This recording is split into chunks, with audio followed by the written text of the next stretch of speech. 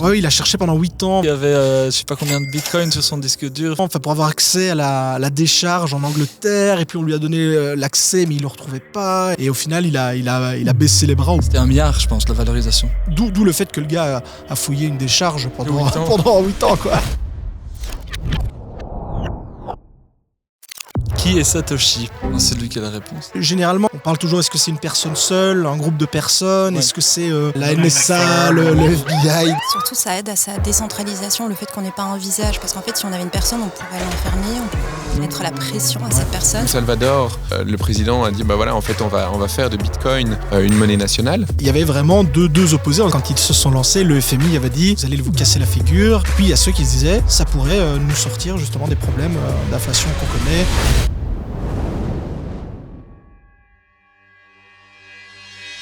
J'avais moi jamais investi, je m'étais un petit peu formée et en fait les cryptos elles sont venues à moi parce que je me suis rendu compte qu'on pouvait investir des toutes petites sommes et en fait je suis tombée amoureuse. Et donc la surprise à partir de l'année prochaine, c'est que non seulement il y aura un impôt sur la plus-value, mais que votre fonctionnaire pourra venir frapper à votre porte en disant mais moi je considère que en fait c'est une opération taxable non pas à 10 mais à 33. Ils n'ont pas envie de se faire taxer à des sommes relativement importantes et donc tu te retrouves avec en fait des gens qui ont beaucoup d'argent potentiellement en crypto-monnaie mais qui n'ont pas grand-chose sur le côté.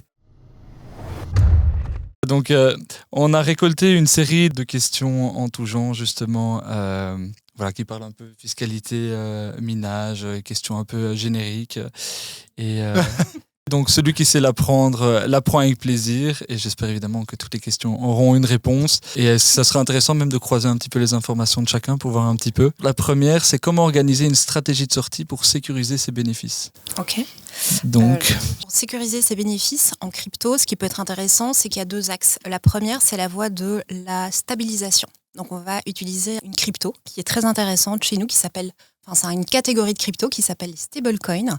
Elles ont l'avantage en fait d'être non volatiles, donc elles sont assez stables. Par exemple, vous avez l'USDT ou l'USDC.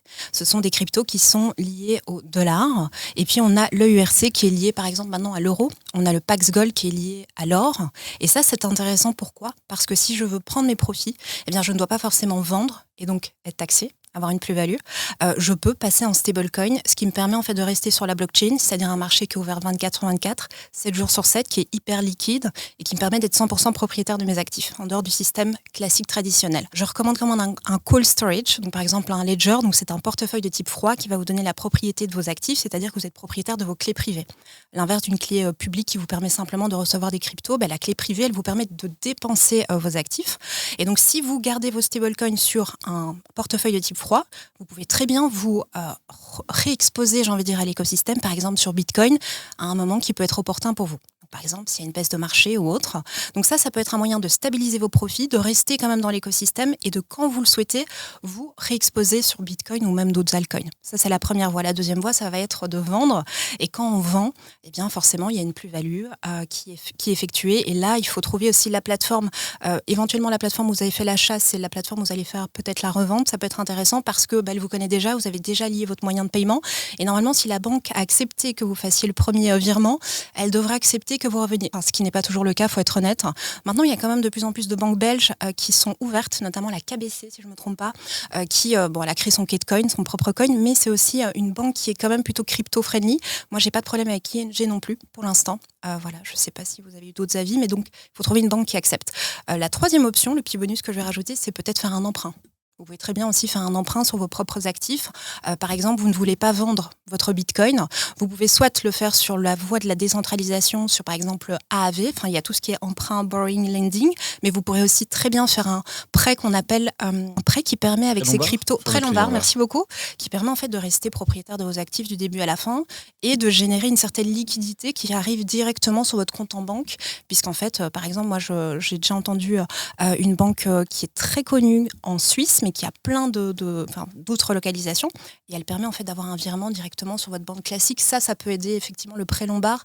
Je pense que c'est une option qui peut être intéressante pour certaines personnes. Voilà, ça c'est les 3 cas que moi, je verrais. Kevin ? Moi, c'est pareil. Je pense qu'elle a tout dit, tout est expliqué correctement. Moi, il y a juste un point particulier, c'est qu'en fait, d'un point de vue belge, on considère quand même malgré tout que le fait de transférer un cryptoactif classique vers un stablecoin est un lieu de taxation.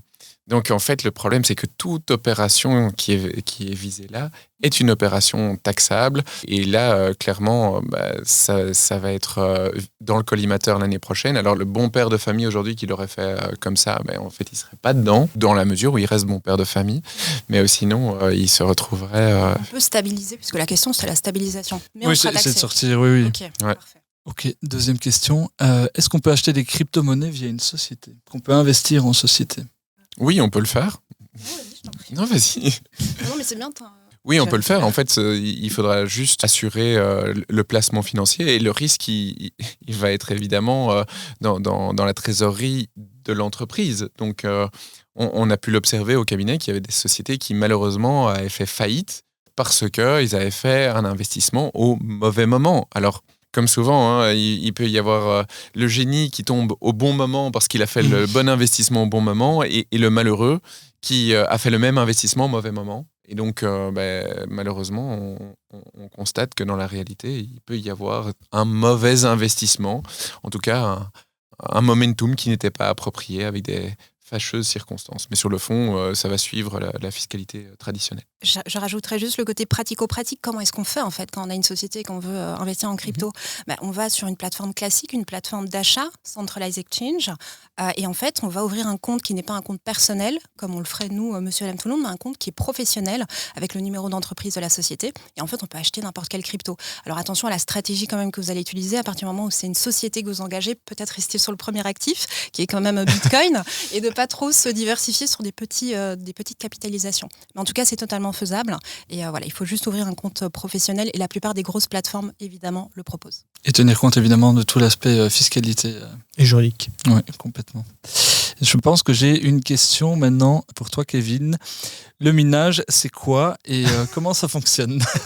En 2 minutes, parce que sinon 2 minutes, on peut en parler exactement. pendant 1 heure, mais pour faire très simple, le minage de crypto-monnaies, notamment sur Bitcoin, c'est tout ce qui va permettre justement à la blockchain de fonctionner. C'est ce qui va permettre la sécurisation du réseau, la sécurisation des transactions qui vont avoir lieu sur ce réseau. Et en fait, les mineurs de Bitcoin, mais c'est également le cas pour les mineurs de crypto-monnaies de manière plus générale, vont en réalité fournir de la puissance de calcul au réseau. Ils vont être mis en concurrence les uns avec les autres. Et chacun va tenter de trouver une solution à une équation mathématique qui est extrêmement compliquée à trouver.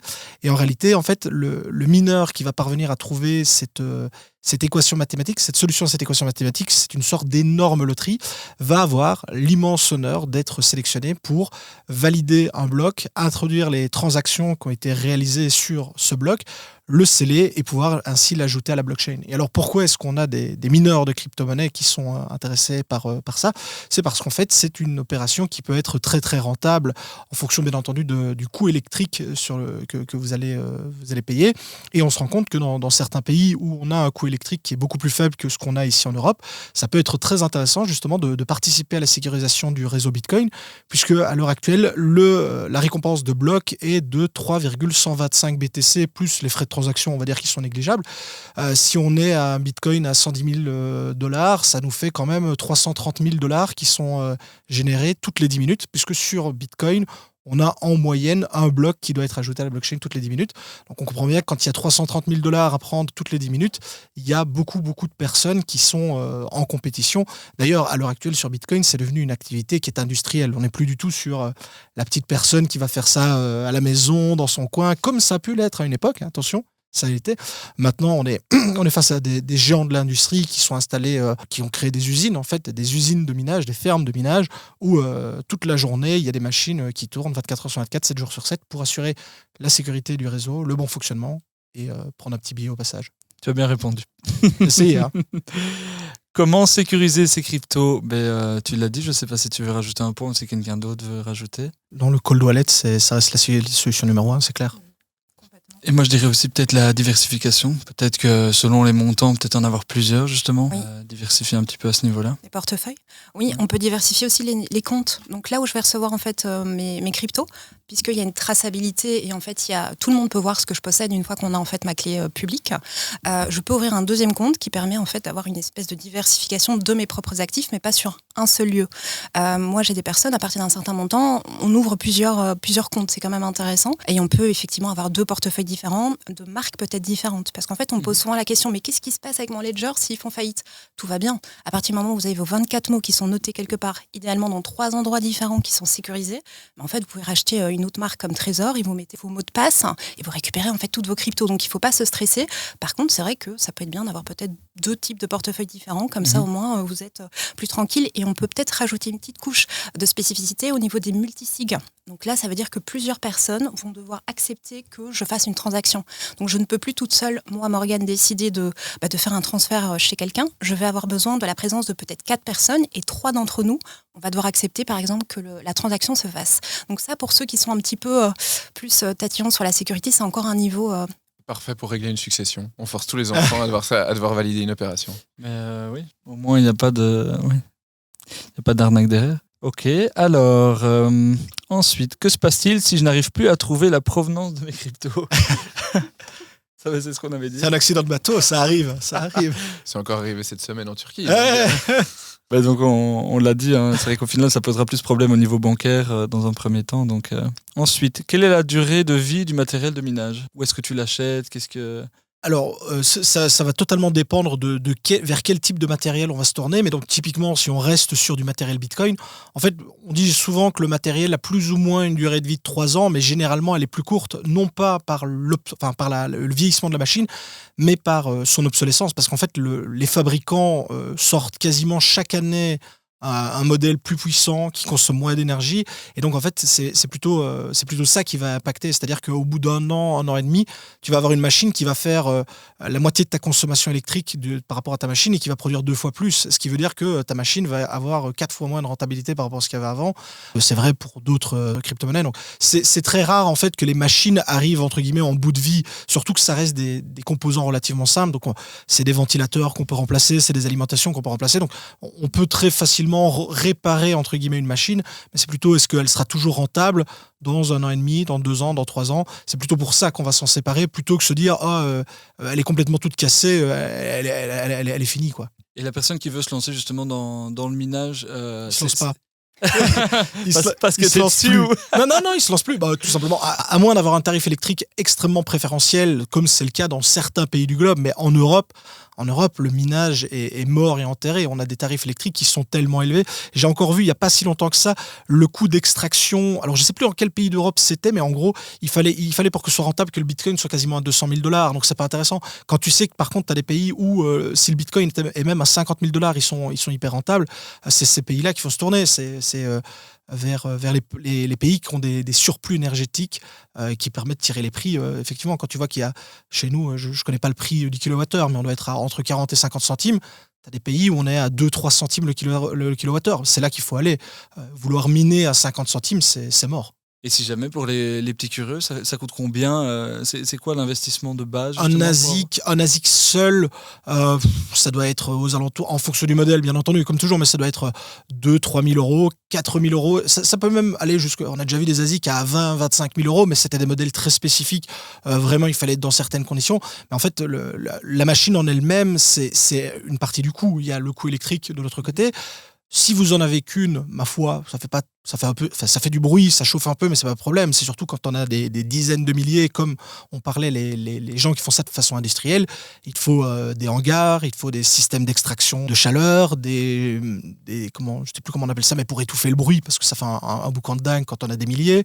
Il faut du personnel pour suivre tout ça. Donc on n'est plus du tout dans la même chose. Mais avoir un petit ASIC Bitcoin à la maison pour le fun, parce qu'il y en a qui sont fabriqués, donc qui ne rapportent pas grand-chose, mais qui ont le mérite d'exister, permettent à n'importe qui de participer, ça peut coûter un peu moins de 1 000 euros, mais il ne faut pas imaginer choper les 3,125 BTC avec, quoi.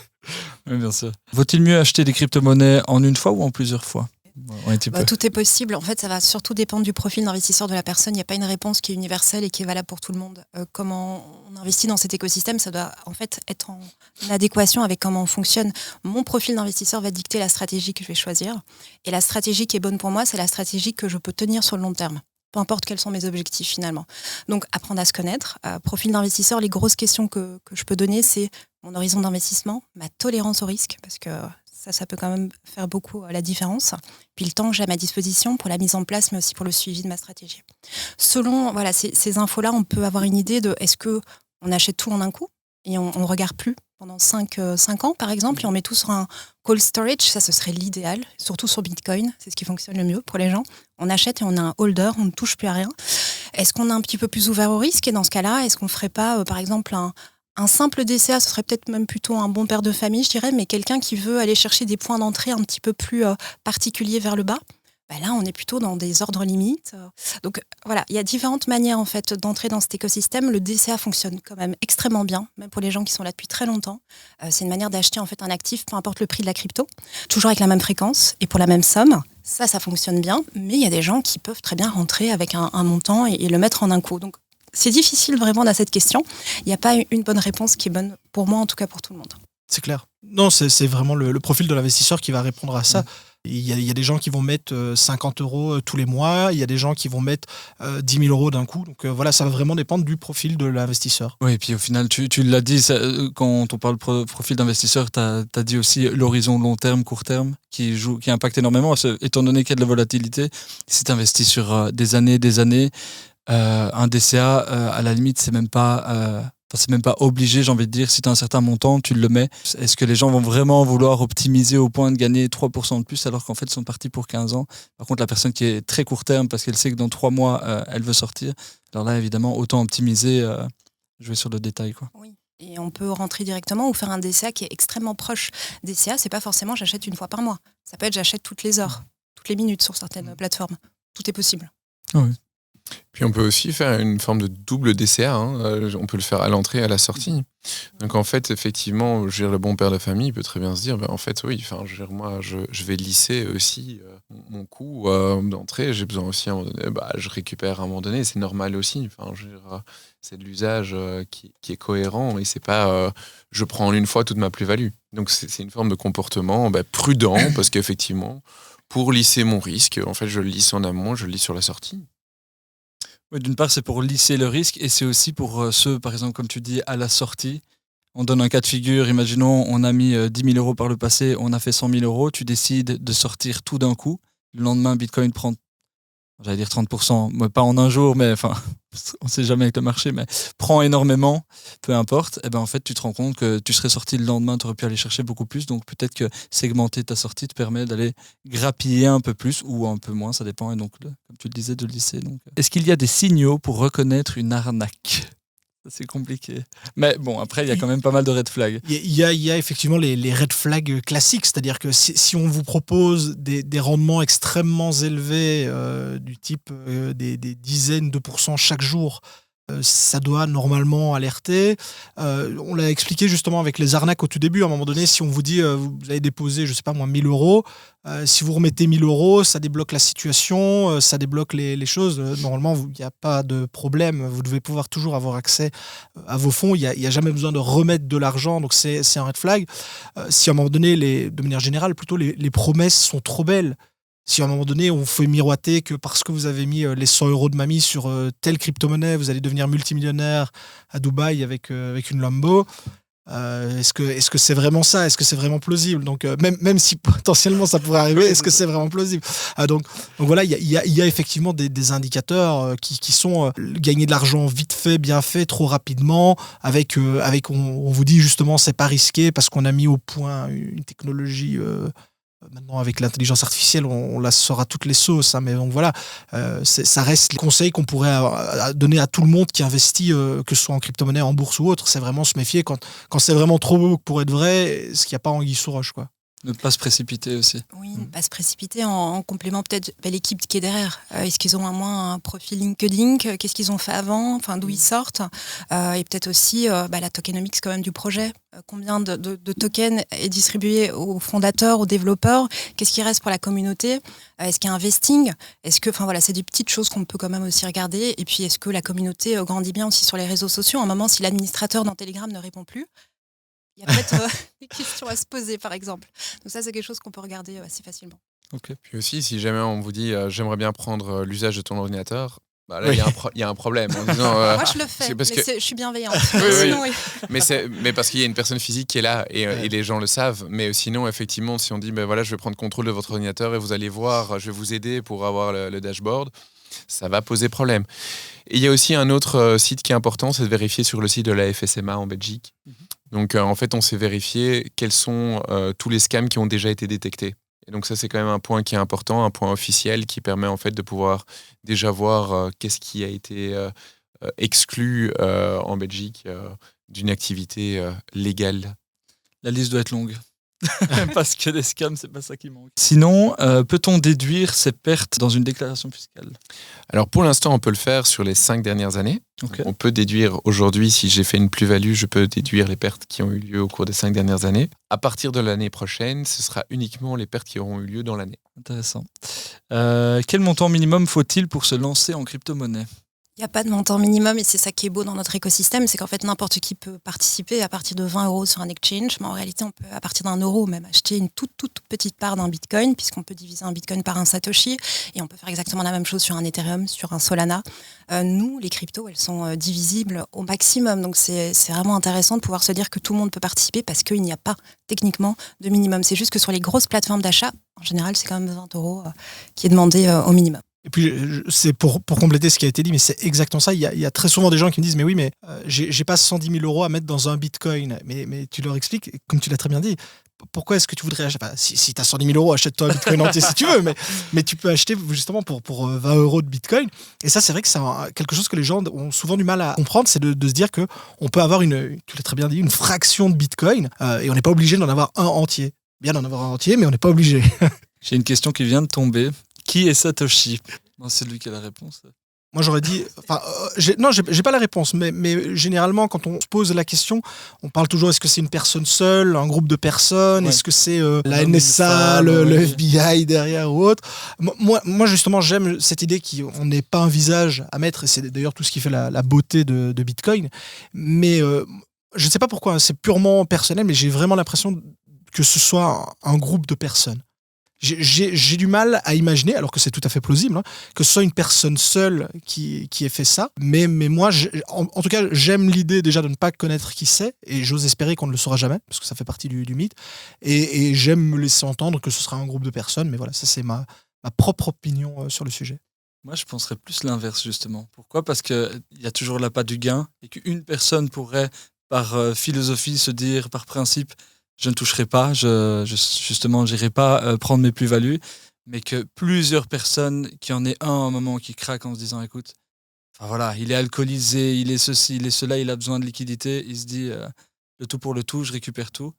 Donc voilà, j'ai un peu du mal si c'est un groupe de personnes. Mais bon, faut-il qu'ils soient encore en vie ? Oui. Mais par contre, comme tu l'as dit, et c'est mieux d'ailleurs de ne même pas le savoir, parce qu'à partir du moment où on va le savoir, le marché, à mon avis, va dégringoler. Surtout, ça aide à sa décentralisation, le fait qu'on n'ait pas un visage. Parce qu'en fait, si on avait une personne, on pourrait l'enfermer, on pourrait mettre la pression à cette personne.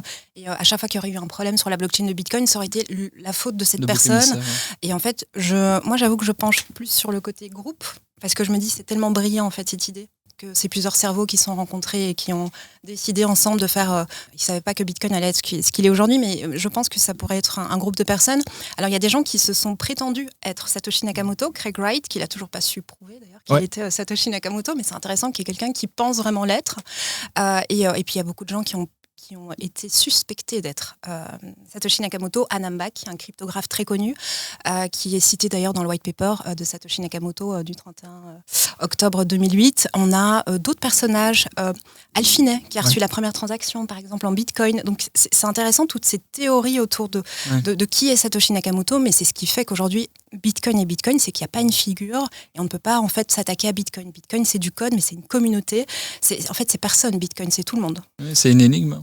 Et il faut quand même réaliser à quel point ça bouleverse l'écosystème mondial. Le principe de base, c'est que chaque État veut battre monnaie et c'est un pouvoir souverain. Et là, en l'occurrence, on a un mécanisme qui est anti-planche à billets. Donc ça, c'est quand même fondamental de pouvoir dire, oui, en fait, là, on ne va pas redémarrer la planche à billets. Ce qui peut être critiquable donc, dans certaines cryptos, justement, on va jouer avec ce type de phénomène où la communauté va décider du jour au lendemain, en fait, on va régénérer et la planche à billets va retourner. Chez Bitcoin, on ne peut pas le faire. Donc ça, c'est vraiment un élément de base. Et puis, Bitcoin est, avant évidemment l'émergence des autres types de crypto, c'est un service de paiement. Et dans un monde, en fait, où il y a une partie de la planète qui n'est pas bancarisée, c'est fondamental. Il faut réaliser que si jamais je veux envoyer aujourd'hui de l'argent à quelqu'un qui habite au milieu de l'Afrique, potentiellement, la personne n'a pas accès à une banque. À savoir, elle n'a pas accès. Pourquoi ? Parce qu'elle n'a peut-être même pas de carte d'identité qui lui permettrait d'accéder à une banque. Donc, peut-être même qu'en raison de son environnement familial, il y a une pression sociale qui fait que la personne n'a pas non plus accès à une banque. Or, ici, en fait, on peut réaliser un paiement qui, en quelques secondes, passe d'un endroit à l'autre du monde sans passer par, finalement, d'une part, les systèmes européens de contrôle de paiement, et puis ensuite de passer dans un autre système. Donc, on passerait du SWIFT vers un autre système international pour pouvoir le faire. Rien que le faire, on paye au moins 50 € de sortie. Tandis que là, on n'a pas tous ces frais-là. Donc, il y a vraiment un intérêt humain à ce fonctionnement. Et donc, c'est vrai qu'on peut le voir, on en a beaucoup parlé sous l'intérêt économique en disant, voilà, en fait, c'est vrai qu'on est dans l'environnement crypto, c'est pour pouvoir avoir un gain. Il faut aussi avoir l'environnement de base qui est, en fait, c'est un service de paiement et ça va rendre service à pas mal de monde. Après, c'est vrai que quand on regarde le développement qu'il y a eu au Salvador, je trouve que c'est assez intéressant parce que Salvador, le président a dit voilà, en fait on va faire de Bitcoin une monnaie nationale, et c'était le premier pays à en faire une monnaie ayant cours légal. En fait, on a réalisé au bout de quelques années qu'il n'y avait pas eu tellement de transactions. Les gens n'ont pas envie d'utiliser leur Bitcoin. Alors, ils ont eu tous droit à l'ouverture de leur portefeuille qui avait été mis en place par le gouvernement au Salvador. Ils ont tous eu droit à un petit morceau de Bitcoin, l'équivalent de quelques euros qui étaient mis de leur monnaie en Bitcoin. Et donc, ceux qui ouvraient étaient incités à le faire. Et en fait, le résultat, c'est qu'au bout de plusieurs années, le président a dit en fait, au Salvador, on continue de racheter. Et on achète comment ? En DCA. Donc, on achète en continu. Et donc, la politique d'investissement, elle est là. Et en fait, aujourd'hui, le Salvador est extrêmement bien placé au niveau de sa plus-value, ce qui va permettre d'assurer effectivement la mise à jour d'une série de ses infrastructures, etc. à terme. Et donc, aujourd'hui, le président a dit, en fait, non, on va répondre aux besoins du FMI pour pouvoir avoir du financement. Et donc, on ne va plus forcer exclusivement le paiement au moyen de Bitcoin. Mais par contre, si vous voulez encore payer, vous pouvez. Ça ne pose pas un problème. Et en même temps, quand il reçoit de l'argent du FMI, qu'est-ce qu'il fait ? Il réinvestit en Bitcoin. Et rappelons qu'à l'époque, quand ils se sont lancés, le FMI avait dit « Vous allez vous casser la figure » et le pays n'était déjà pas bien, n'était pas bien sur ses jambes. Et le Fonds monétaire international les avait mis en garde en disant « Mais vous allez vous mettre dans une situation qui va être catastrophique ». Et je trouve que le pied de nez réalisé justement par le président, ça reste quand même quelque chose de beau parce qu'il a démontré justement au monde entier, parce que il y a beaucoup de pays qui le regardaient donc d'un point de vue critique en disant ça va aller dans le mur, ça n'ira pas. Mais il y a beaucoup de pays justement d'Afrique, notamment d'Afrique centrale, qui regardaient en se disant si jamais ça fonctionne, on importera le concept chez nous. Ça en a inspiré. Et c'est ça qui est beau aussi, c'est qu'il y avait vraiment deux opposés en se disant ceux qui disent ça va aller dans le mur, ça va se casser la figure et c'est voué à ne pas être une expérience de fou. Et puis il y a ceux qui se disaient ça pourrait nous sortir justement des problèmes d'inflation qu'on connaît, de l'hégémonie du dollar sur les systèmes de paiement, etc., etc. Donc je trouve que ça c'est très beau aussi. Parce qu'il y a quand même un autre impact économique. Si on regarde aujourd'hui, en fait, on se dit voilà, en fait, Bitcoin est dans les records.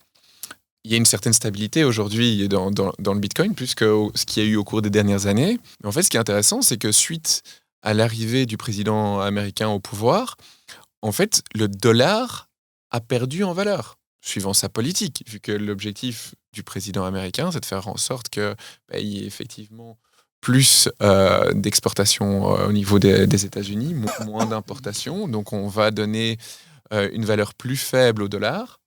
Mais en même temps, en fait, si on aligne les deux graphiques, ça saute aux yeux de voir qu'effectivement, ceux qui sont restés avec du dollar ont perdu de l'argent. Et s'ils étaient au moins en Bitcoin, ça aurait sécurisé leur argent.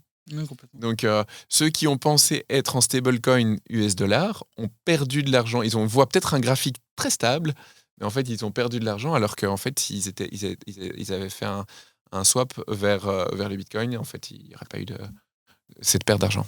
Ah, c'est vrai. Mais moi, quand on me demande à quoi ça sert les cryptos, parce qu'en fait, c'est vrai que là, on en a beaucoup parlé au niveau investissement, parce que c'est comme ça, on est rentré dans cet écosystème comme ça, et beaucoup de gens viennent pour investir. Mais effectivement, ce que j'utilise souvent comme argument, et c'est la réalité, c'est qu'il y a 2 milliards de personnes aujourd'hui qui sont unbanked, c'est des personnes qui sont débancarisées, 55% sont des femmes. Et effectivement, pour ces personnes-là, c'est pas juste un aspect spéculatif, c'est un moyen en fait de devenir sa propre banque, et c'est ça qui est beau dans la blockchain, c'est qu'en fait, on peut réellement posséder ses actifs, on ne dépend pas d'une banque.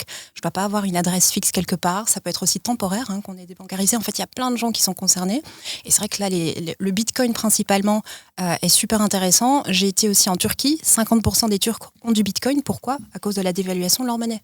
Donc c'est aussi un moyen de se protéger contre l'inflation. C'est un moyen de se bancariser. C'est des solutions concrètes qui peuvent aider concrètement les gens.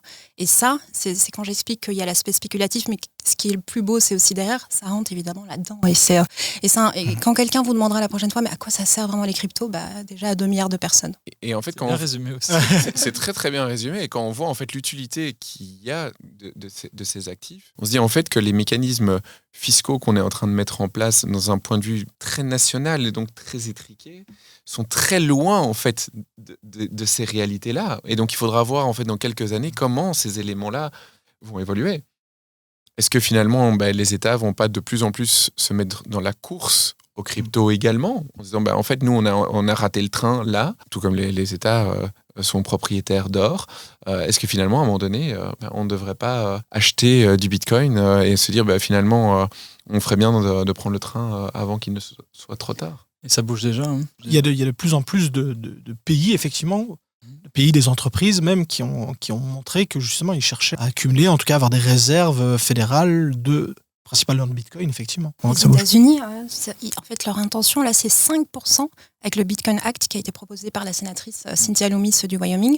Donc, c'est énorme. C'est 1 million de Bitcoin sur 5 ans. C'est ça la proposition. Donc là, il y a le Genius Act qui est passé aux États-Unis au niveau des stablecoins. Il y a encore des décisions qui doivent être prises, mais a priori, ça va être accepté par Donald Trump à un moment. Et on sait que les autres États vont vouloir avoir de l'or aussi, parce qu'en fait, si la première puissance mondiale a 5% du Bitcoin, on sait que la Chine, qui n'est pas très ouverte à l'écosystème, elle en a un petit peu moins de 200 000 grâce aux saisies judiciaires. Tous les pays vont commencer en fait à vouloir en acquérir. Oui. Mais c'est intéressant de voir le basculement.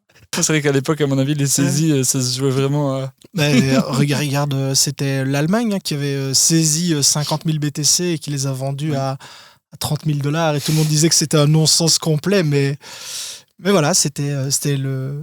Je ne sais pas qui a décidé de ça, le législateur ou autre allemand, mais qui a dit non, on s'en débarrasse, on ne garde pas ça. Je pense qu'ils auraient bien dû les garder, même pour les vendre maintenant, quitte à pas les garder à vie. Mais ouais. Oui, complètement. Oui. Un an plus tard, c'était 2,5 milliards. Ouais, c'est ça. En fait, ils étaient obligés parce qu'au niveau de la loi, peu importe que ce soit des cryptos, une œuvre d'art, ils étaient obligés de revendre. C'est fou. Hein. Que faire si je perds ma seed phrase ?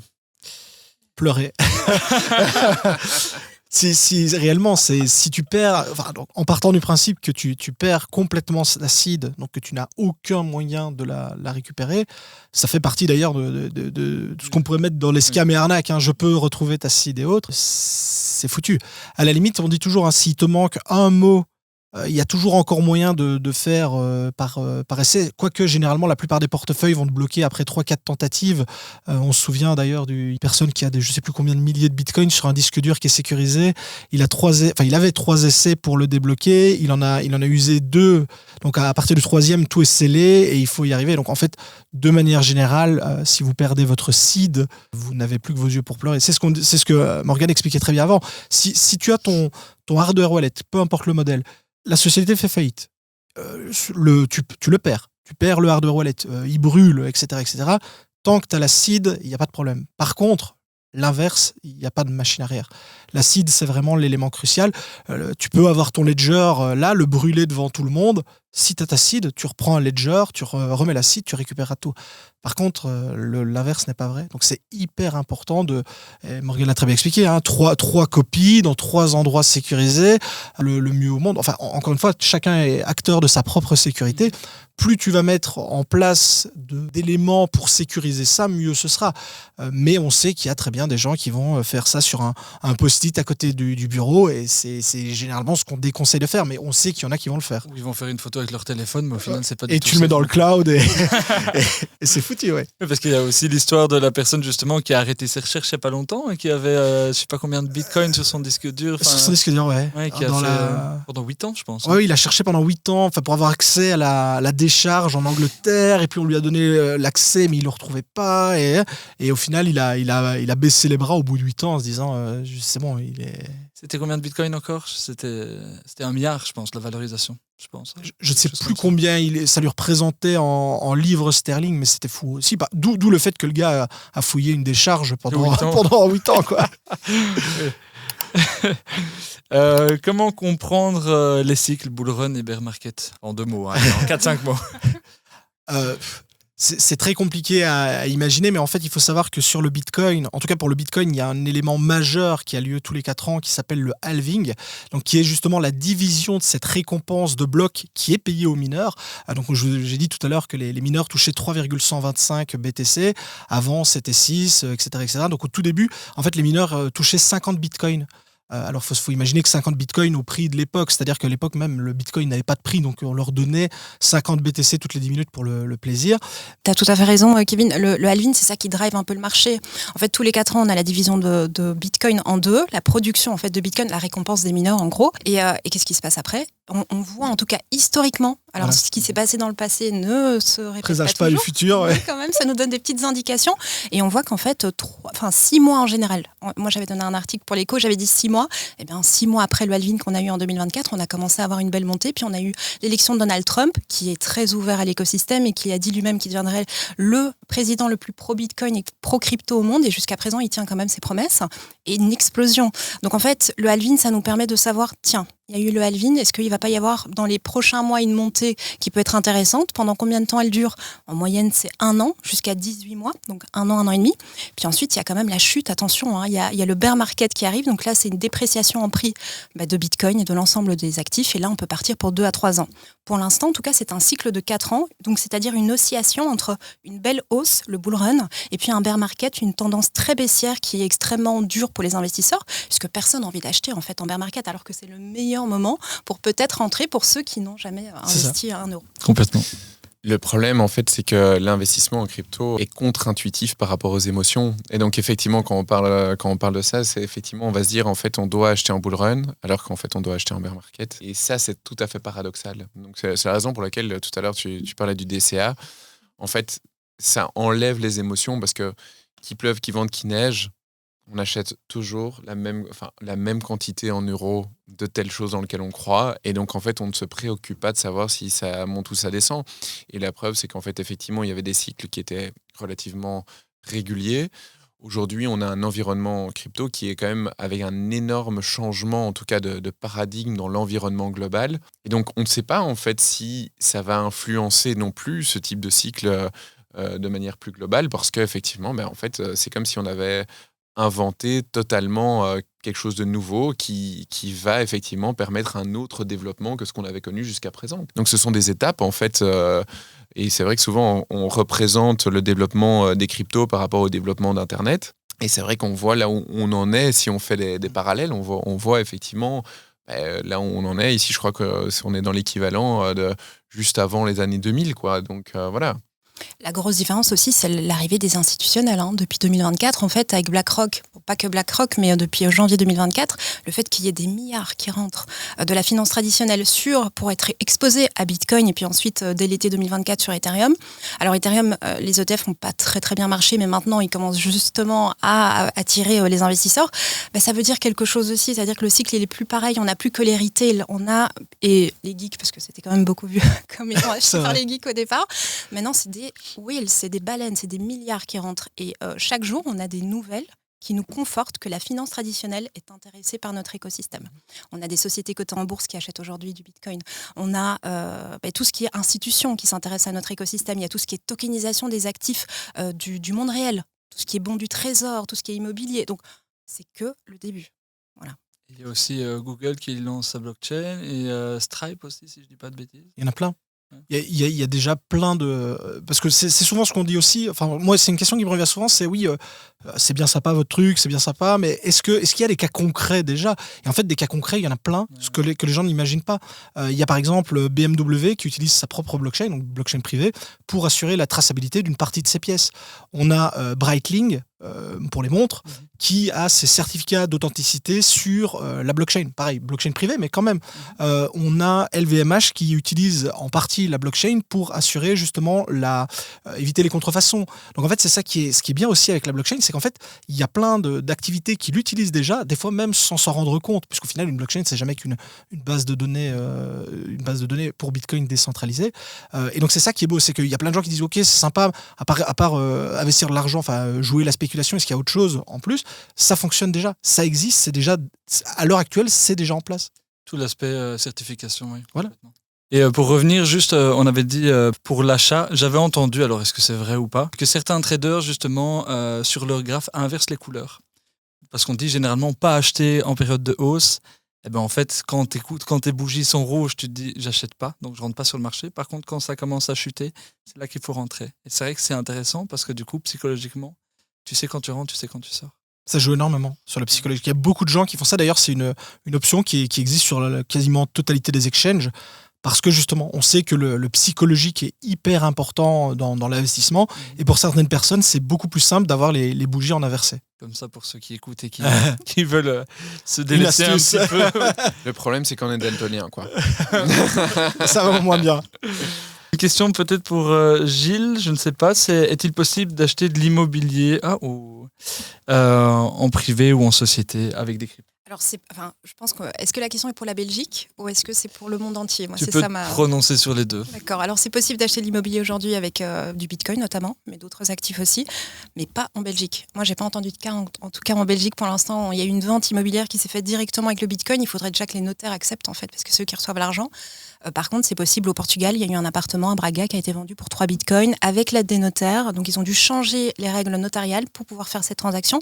Beaucoup de promoteurs, Dubaï évidemment, enfin voilà, tous les pays qui sont ouverts en fait à l'écosystème, eh bien oui, il y a des facilités. Proche de chez nous, en France, oui, on a eu une première transaction. Alors, c'est un terrain à Toulouse qui a été vendu effectivement en bitcoin. Mais c'est plutôt des particuliers. J'ai pas eu l'impression que c'était des sociétés. Parce qu'il y a une question aussi, est-ce que c'est en société ? En Belgique, j'espère que ça va arriver. Mais pour l'instant, en tout cas, il ne me semble pas que ce soit possible. Non, pour l'instant, en Belgique, ça n'a pas encore été le cas. Ok. Bonne réponse. Et alors, éventuellement, dernière petite question. Comment vous voyez la suite de ce marché dans les mois à venir ? Vous êtes bull, bear, haussier, baissier ? Je suis méga bull. Je suis très très optimiste, notamment par le point que Morgane a abordé avec le fait que les institutionnels, les États, les entreprises s'y intéressent de plus en plus, avec notamment ces phénomènes de whales, de baleines. Quand on traque un petit peu, parce que justement, on en a parlé, le fait que la blockchain soit totalement transparente, on a la possibilité de suivre justement un peu les transactions, on sait identifier certains portefeuilles. Alors on n'identifie pas la personne qui est derrière, mais on peut identifier la quantité de bitcoin qu'elle possède. Est-ce que c'est entre guillemets un petit joueur ou quelqu'un qui possède des milliers et des milliers de bitcoins? Et on se rend compte que malgré tout, il y a de plus en plus de baleines, il y a de plus en plus de gros comptes qui se constituent et on sait par leur principe de fonctionnement, faut-il encore bien sûr vouloir y croire, mais on sait que les baleines vont fonctionner de deux façons, une phase d'accumulation et phase de distribution. Phase d'accumulation, elles les accumulent, elles augmentent leur bague, donc leur portefeuille de bitcoin. Phase de distribution, elles sont en mode de vente. À l'heure actuelle, on remarque bien que les baleines, celles qui drivent le marché principalement, sont en phase d'accumulation. Et donc moi je fais partie de ceux qui se disent que ça m'étonnerait fort que le petit retail, ce que nous sommes, time mieux le marché que ces très grands géants qui ont bien entendu la possibilité en plus de s'accorder entre eux pour favoriser certaines prises de position. Donc moi c'est une de mes activités préférées, c'est de suivre justement ces baleines, voir si justement elles sont plutôt en phase d'achat, en phase de vente. À l'heure actuelle, globalement elles sont en phase d'achat, donc si elles achètent, moi ça me conforte dans l'idée que le marché est loin, enfin le bitcoin notamment, est loin d'avoir dit son dernier mot. Ok. Morgane ? Complètement d'accord. Je dirais juste que si on regarde un petit peu plus sur ce cycle-ci, peut-être il y a eu un beau momentum sur Bitcoin. Là, on l'a vu depuis 2024, même un ATH avant le halving, alors que historiquement, c'est après le halving qu'on a un nouveau sommet historique sur Bitcoin. Et là, maintenant, on a peut-être Ethereum qui a été chercher un nouveau sommet très récemment, les 4 950 $. C'est historique, moi qui suis dans l'écosystème que depuis 4 ans par rapport à d'autres, mais c'est super beau de voir un actif qui dépasse son sommet. Et qu'est-ce que ça veut dire ? Ça veut dire que Ethereum est quand même le leader des altcoins. Les altcoins, c'est toutes les autres cryptos que Bitcoin. Donc potentiellement, alors, est-ce que Bitcoin a fini sa montée ? Je ne sais pas. Clairement, sur le long terme, non, parce que j'ai une vision très, très belle pour l'avenir sur Bitcoin. Sur le court terme, il pourrait encore, je pense, nous surprendre. Mais en tout cas, Ethereum et le reste du marché, là, effectivement, on sent qu'il se passe quelque chose. Il y a des décisions macroéconomiques qui vont avoir un impact, comme par exemple la baisse des taux au niveau de la Fed. On sait que ça va potentiellement arriver en septembre. Je pense que ça va avoir un impact sur le marché. Donc, il y a des petites nouvelles comme ça qui devraient arriver au niveau des ETF aussi qui vont arriver, qui sont maintenant plutôt altcoin-based, donc c'est-à-dire sur Ethereum, Cardano, Solana, avec une possibilité à un moment peut-être d'avoir du stacking, donc de générer des rendements en plus. Donc beaucoup d'argent qui devrait rentrer dans l'écosystème, donc je suis assez bullish aussi. Gilles ? Alors moi, je ne vais pas m'exprimer sur le fond, parce que je pense que vous êtes pas mal exprimé par rapport à ça, mais je vais plutôt sur les éléments généraux, en fait, vraiment les fondamentaux. Je pense qu'aujourd'hui, on est avec davantage de confiance. Et je pense que ça, c'est effectivement par rapport au début, on était sur de la défiance en disant « mais qu'est-ce que c'est que ce système ?» Aujourd'hui, on est sur de la confiance où on voit qu'en fait, des États commencent à se dire « en fait, cette chose-là, ça représente quelque chose et je vais quand même le prendre en considération. Je vais légiférer en fonction. » On a parlé tout à l'heure des réglementations européennes qui sont plus strictes dans un certain contrôle, mais aussi des modifications qui se passent au niveau américain. Et on voit qu'en fait, cet écosystème a une vocation, a un avenir. Et donc, je suis plutôt, alors je ne vais pas dire si je suis plutôt bullish ou bearish, mais je vais plutôt dire, je suis plutôt dans la confiance d'un développement de cet écosystème. Okay. Et je pense que ça dit beaucoup par rapport à ça, parce qu'effectivement, c'est une vision, comme tu l'as dit Morgane, long terme. Et je pense qu'aujourd'hui, en fait, l'écosystème est beaucoup plus long-termiste que ce qu'on a pu se dire au départ. Et on voit qu'on est sur de la constitution à très, très, très long terme. Et si vous aviez une phrase pour clôturer chacun, qu'est-ce que tu dirais justement aux personnes qui nous écoutent ? Formez-vous, intéressez-vous, posez des questions. Si vous avez l'impression que vous êtes tombé dans une arnaque ou autre, parlez-en, parce que la plupart des gens, ils ont honte de dire qu'ils sont tombés dans une arnaque, qu'ils ont perdu de l'argent. Il ne faut pas avoir honte, ça arrive à beaucoup de monde. Moi, c'est plutôt ce volet-là. Intéressez-vous en tout cas à cet écosystème. Il y a vraiment des applications concrètes, on l'a dit. Il y a une possibilité d'investir aussi à titre de spéculation, à titre d'investissement. C'est un écosystème qui est de plus en plus légitime aujourd'hui, et je pense que l'avenir est plutôt brillant de notre côté. Donc voilà, ce serait intéressant que vous veniez jeter un petit coup d'œil. Et puis si ce n'est pas pour vous, c'est peut-être pour vos enfants. Si ce n'est pas pour vos enfants, c'est pour vos petits-enfants, parce que je pense que la blockchain est là pour rester et que c'est que le départ pour ce secteur. C'était très très bien dit, très très bien amené.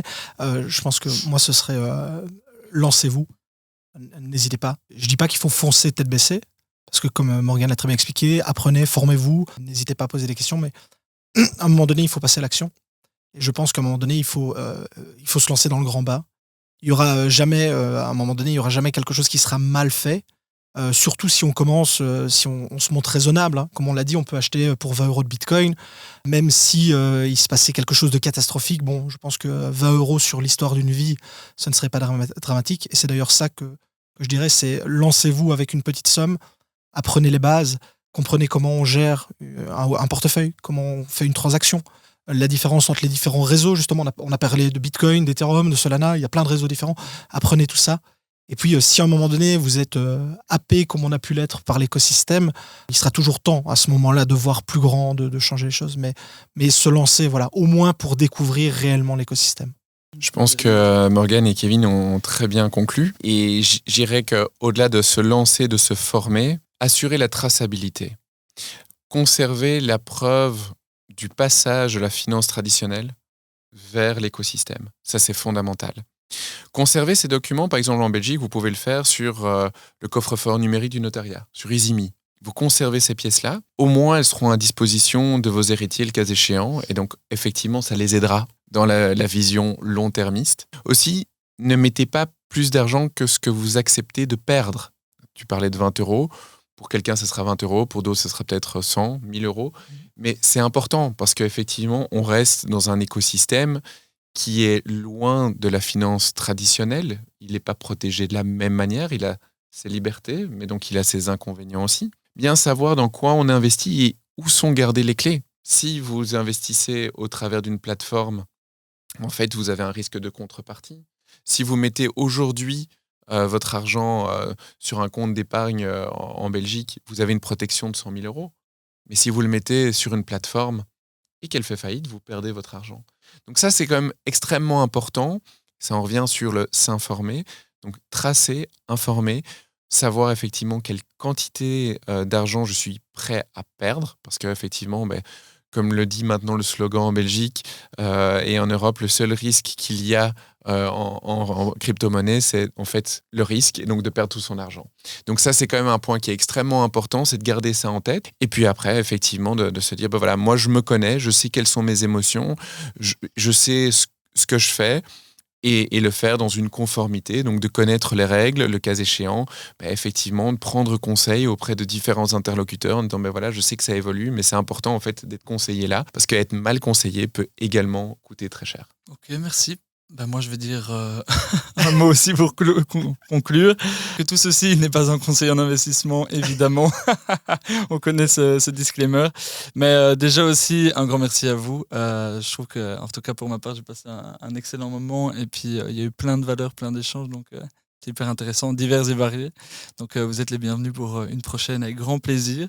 Et merci surtout à ceux qui nous regardent, parce que c'est vrai qu'on a eu l'occasion d'en avoir certains au téléphone en demandant « Ah, vous nous avez rencontrés via quoi ?» Et en fait, c'était via YouTube, et donc ça fait plaisir. Donc, tous ceux qui nous écoutent, n'hésitez surtout pas avec vos questions, parce que, étant donné qu'on refera des éditions, même si vous n'avez pas la réponse tout de suite, on essaiera quand même de la poser, et si ça peut vous aider, tant mieux. Donc voilà, donc n'hésitez pas à nous suivre, et ainsi de suite. Et voilà, et merci à tout le monde, et à une prochaine. Merci. Merci. Merci, ciao, ciao.